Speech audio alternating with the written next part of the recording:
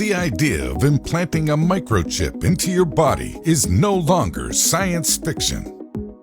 In the future, after a quick implantation procedure, you could be able to simply point at a vending machine to access your favorite drink.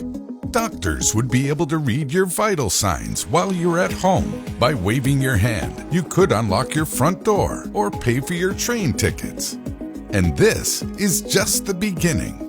People around the world are already installing RFID chips into their bodies. Why?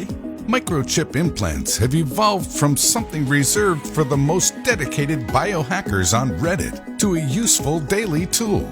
Like Elon Musk's Neuralink, microchipping has its roots in the philosophic idea of transhumanism.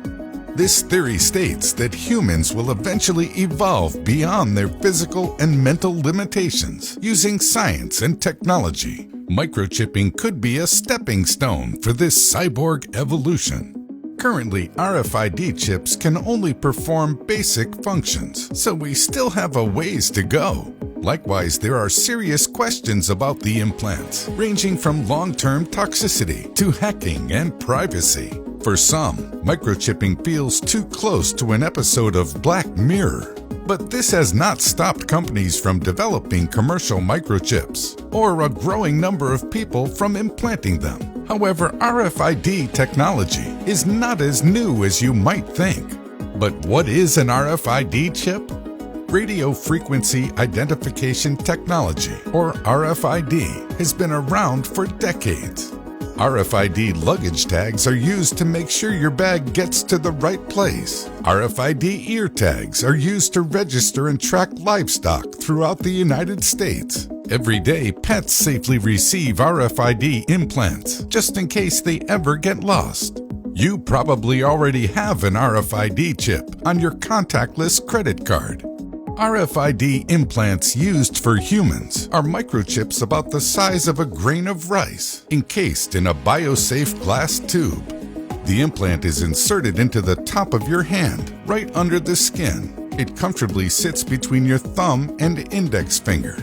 Passive RFID chips, like those used for implants, do not have a power source. They rely entirely on the reader as their power source.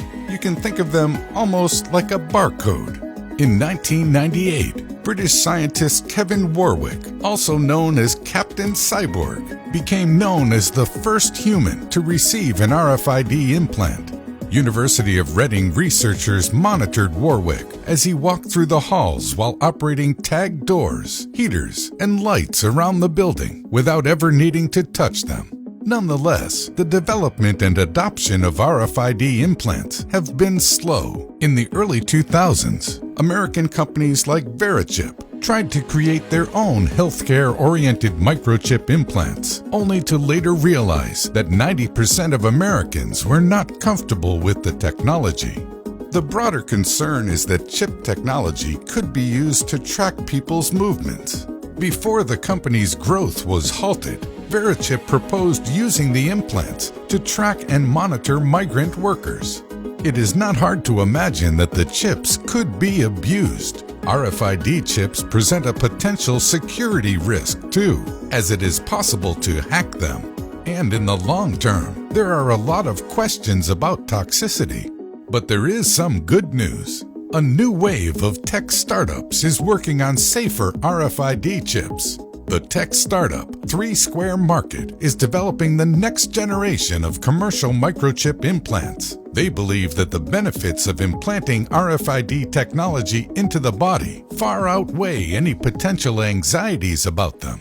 These next-generation RFID chips could store important medical information, control automated home appliances, read vital signs, provide a more secure method of logging into smart devices, and even control your car. The possibilities are endless. They could also be used to track your loved ones, like your children or aging parents.